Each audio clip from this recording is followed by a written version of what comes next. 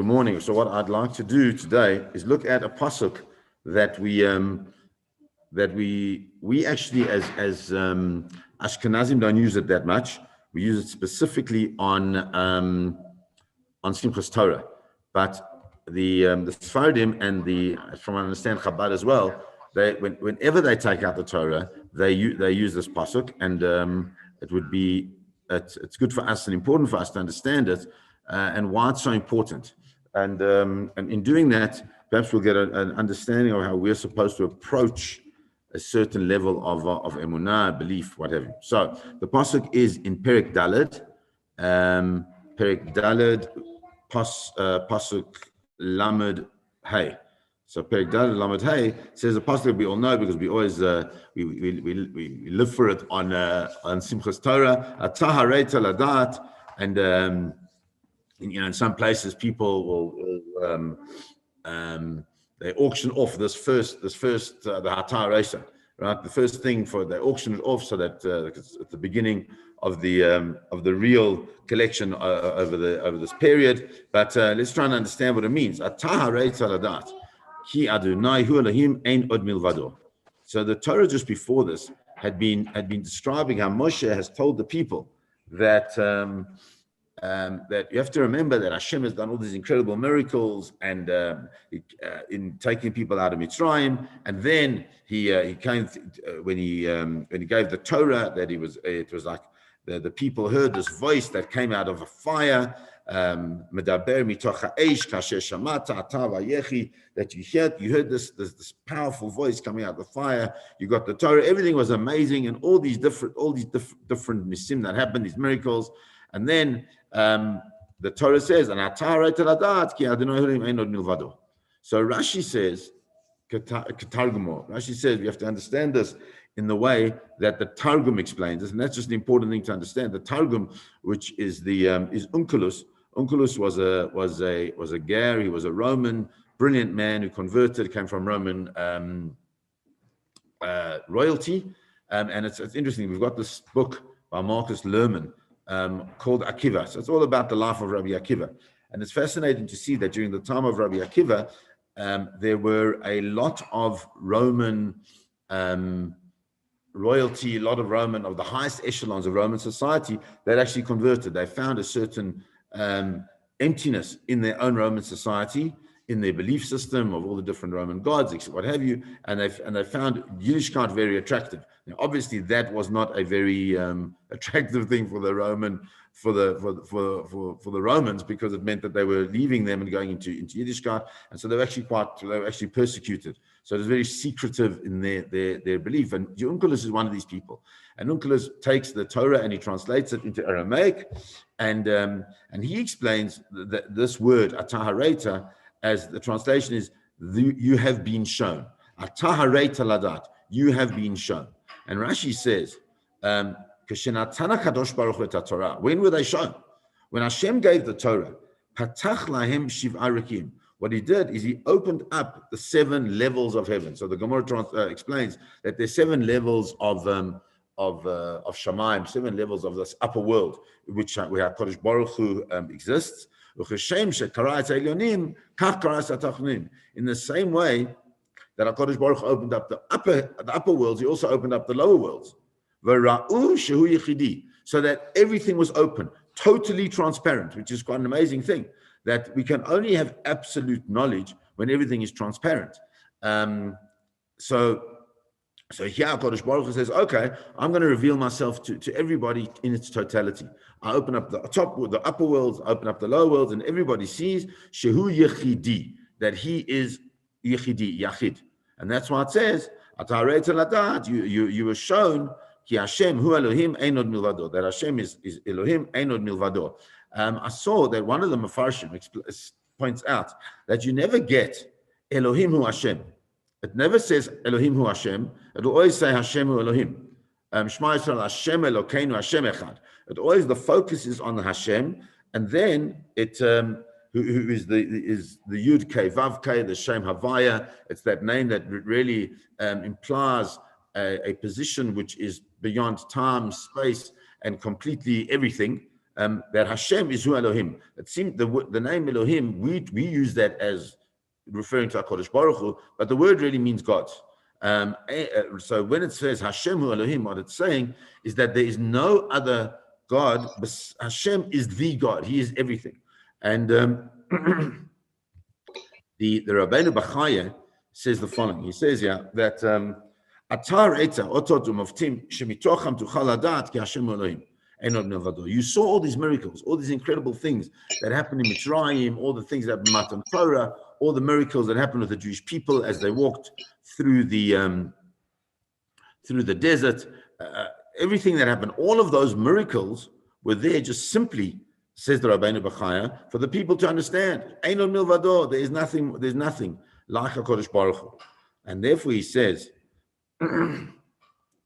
that you never find this Hashem, Elohim Hashem, Hashem Elohim, and also we find wherever it is. Why? Ki yesh nisim mefursamim, because there are some miracles which are mefursam, which are open and everybody can see them. V'yesh nisim nistarim, and there are also miracles which are hidden. V'ichlala mefursamim and nistarim, and in the revealed miracles are also some of the hidden miracles. Maskil Yavin, and those who understand will understand. So what does this Rabbeinu Bachaya mean? Rabbeinu Bachaya is saying the following. He's saying the name Elokim implies the God of the Creator. The God of Creator is the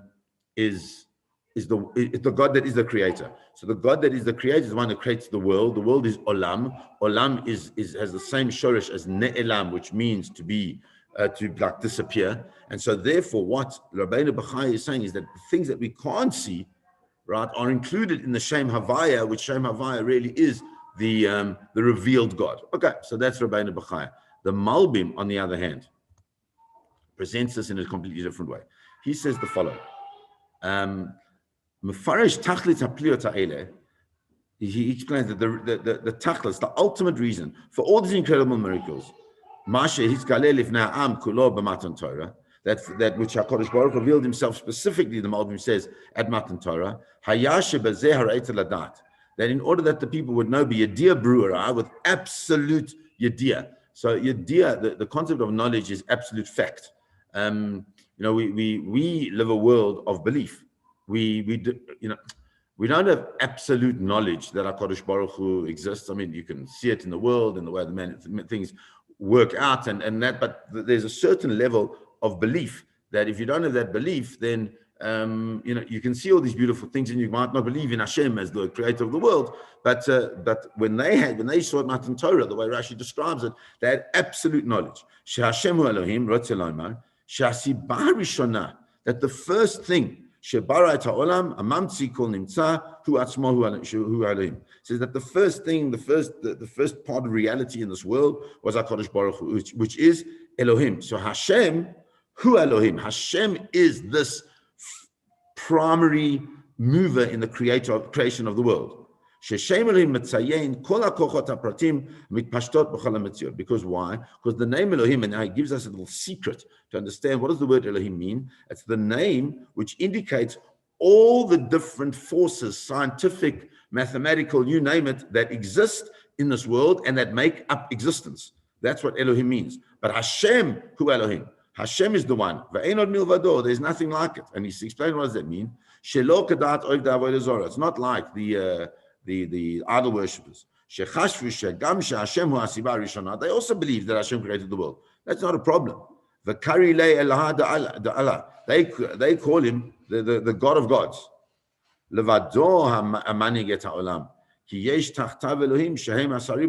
says, but they believe that what?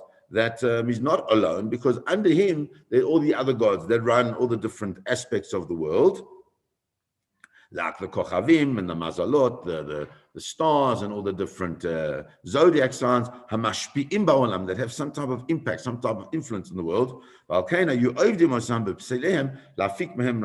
And therefore they serve them. So the Malbim is teaching us that the source of Avodah Zorah is the fact that what he wants to say, that even where there is a belief in this one creator, then there's also this belief in the fact that the Creator also has underneath him a whole slew of, call them senior managers, right? Who are the other gods, who are the zodiac, all the different types of forces that exist in the world, that impact in the world. And therefore, they serve those forces because they wanted to get certain type of favor from them.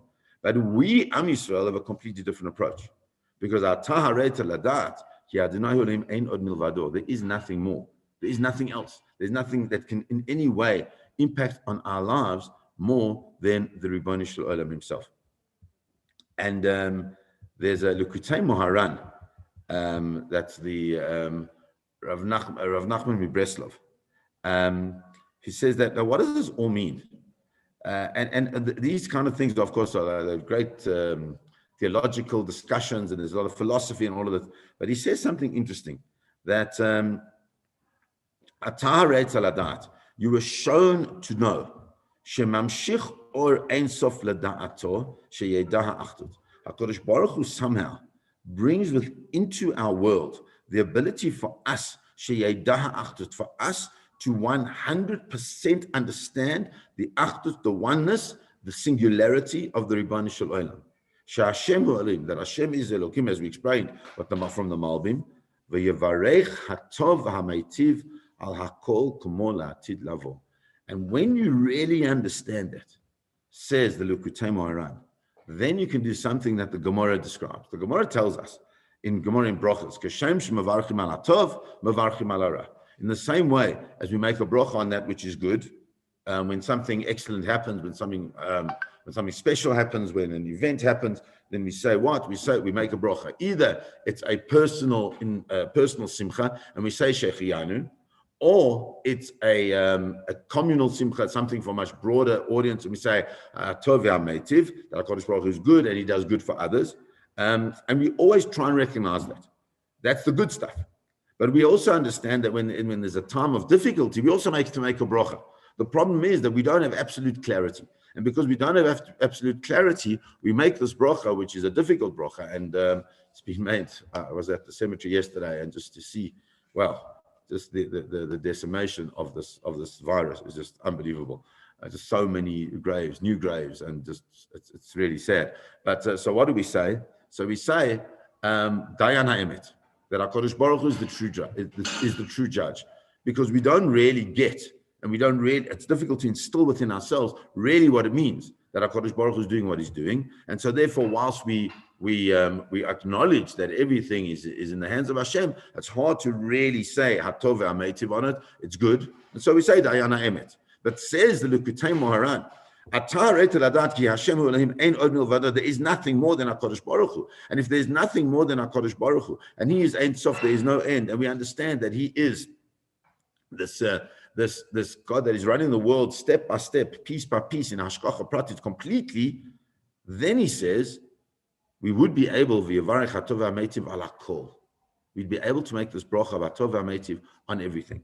And I think this is the greatest challenge that we have, is to really sometimes to find that every single thing in our life is impacted by the Ribono Shel Olam. And it's we live in I was reading an article last night that there's in our modern Orthodox environment, we don't speak like this. We don't speak about Hashem is everything and and everything's from Hashem, but in a real deep way, Baruch Hashem, all these things. Somehow it's not always part of our parlance, shall we say. And that's really what the Likutei Moharan is saying to us, that's our challenge. Our challenge is to find Hatov Ha'meitiv al hakol, is to find that even in our most difficult times, HaKadosh Baruch Hu is there, and he's doing it there for something. I'm not saying it's easy. I'm not saying that at all. But I am saying that seems to be what this thing is, that we start this great celebration of Simchas Torah, right? Really begins, that's how we start the first pasuk. We say, why?